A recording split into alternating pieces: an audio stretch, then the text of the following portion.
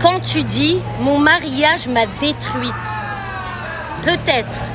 Mais j'ai une question pour toi. Pourquoi est-ce que tu es resté tellement d'années dans ton mariage ou dans cette relation sérieuse? C'est pareil. Pourquoi est-ce que tu es resté après le premier manque de respect sans l'avoir sanctionné? Et je ne parle pas de divorcer après une dispute ou une erreur.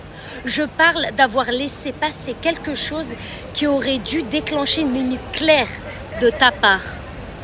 Parce que ce que tu tolères une fois devient souvent ce que l'autre s'autorise à recommencer avec toi. Pourquoi est-ce que tu as continué à espérer après la 10e déception? Pourquoi est-ce que tu as passé des années à essayer de convaincre quelqu'un de te donner un amour qu'il ne voulait pas te donner? Le problème, c'est pas seulement ce qu'il t'a fait.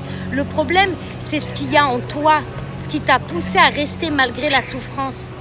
Je sais que ça fait mal à entendre, ma chérie, mais c'est souvent là que commence la guérison. Parce qu'un divorce ne détruit pas une femme. Il va révéler sa peur d'être seule.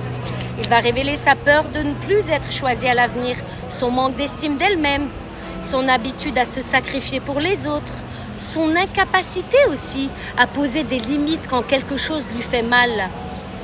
Certaines femmes divorcent et reconstruisent leur vie. Par contre, d'autres femmes, elles, divorcent mais retomberont toujours dans la même histoire avec un autre homme qui a un autre visage. Pourquoi? Parce qu'elles ont changé d'homme, c'est vrai, mais elles n'ont pas changé ce qui les a fait rester. Tant que tu ne guéris pas ce qui t'a retenu dans ta précédente relation, tout ce qui te faisait souffrir, eh bien malheureusement tu risques de retourner vers ce qui t'a blessé.